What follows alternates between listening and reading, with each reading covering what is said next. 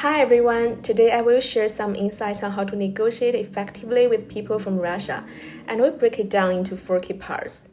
When we think of Russia, we might imagine strong accents, tough attitudes, and the ability to survive in minus 30 degrees. But behind that toughness is a culture that's rich, complex, and deeply influenced by history and tradition, especially when it comes to business. So when I started looking into Russia culture in the context of negotiation, I will focus on 6 key areas. First, let's talk about values. One of the strongest values in Russia culture is respect for authority and hierarchy. Russian people generally accept that power is not equally distributed and they're comfortable with following clear leadership. At the same time, values like loyalty, stability, and national pride are also important for them. These values often show up not just in business, but also in their everyday lives. Second, let's talk about attitudes. Russia usually takes a cautious and practical approach to business, especially when they are working with people from other countries. However, trust isn't something that's given right away. You need to earn it over time. At first, Russians might come across as quite formal or reserved, but that doesn't mean they're cold or unfriendly. It just takes time to build that connection and develop mutual respect. Now let's look at normals. In Russia, business culture, familiarity really matters, especially when they're just starting to work with someone. Russian people usually address each other using titles and last name, and it's best to avoid asking personal questions too early for them. And meetings are also typically structured and respectable, and there's always a clear sense of professionalism when they are talking.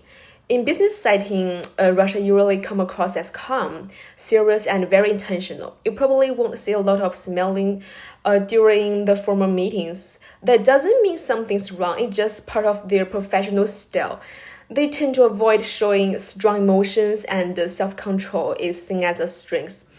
As once you build trust with them, they can be incredibly loyal and committed business partners. Russia is considered as a high context culture, which means people don't always say things directly. A lot of means is communicated through body language, tones of voice, and even silence. Long pauses in conversations are totally normal, and sometimes they're used on purpose to think or to see how the other person reacts, instead of emotional or overly enthusiastic pitches. Russians tend to appreciate well thought out and logical arguments. In Russia, companies, decisions are usually made from the top down. Senior leaders hold most of the authority, and in many cases, decisions have to go through several layers of approval, so things might move a bit slower than you expect. That's why patience and respecting the chain of command is really important when doing business there. Overall, Russia culture in a negotiation context is about structure, familiarity, mutual respect, and taking time to build trust. If we understand and adapt to these cultural features, we have a much better chance of reaching a successful outcome. So, based on the culture of Russia, I feel that we should pay attention to the following points when talking to them. First, the most important thing is to take your time building a relationship. Don't jump into business talk right away when you are meeting them for the first time. Russians usually want to understand who they're dealing with before they make any big decisions. So at the beginning, it's better to keep things formal and respectful. Use appropriate titles, be polite, and avoid acting overly friendly too quickly. It might seem unprofessional or make them uncomfortable. Also, don't be surprised if there are moments of silence or if they seem quiet during conversation. That's actually pretty normal in Russian culture. Because silence can be a way to reflect, to test our patience, or even to apply a bit of subtle pressure.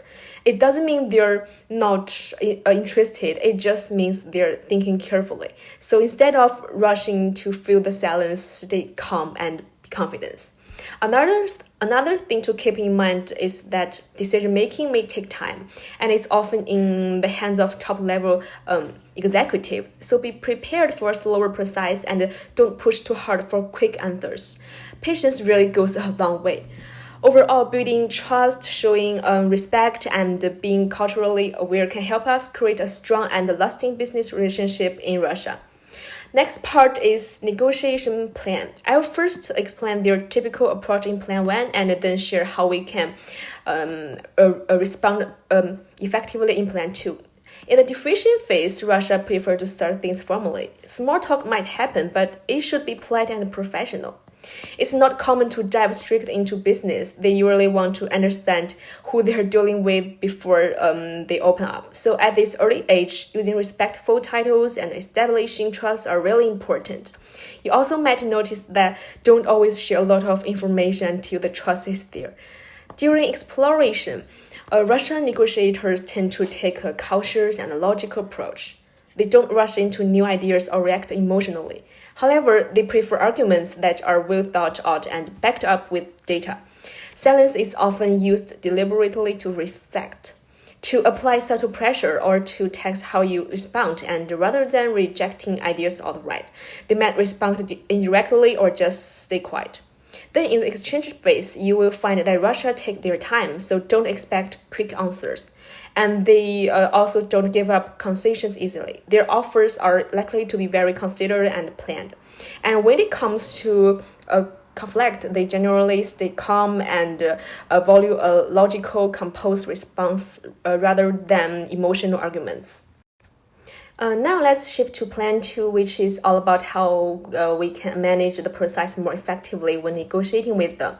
In the differentiation stage, we need to start off formal and respectful. We can begin with a polite greeting, maybe some brief small talk, but keep it professional. Things like, how was your trip and how are you finding this city are safe options.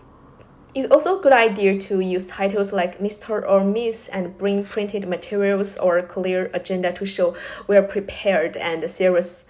During exploration, the key is patience. If the room goes silent, don't rush to speak. It's not awkward for them, it's intentional. Just present your ideas logically with facts and structure. And avoid high-pressure tactics or emotional appeals.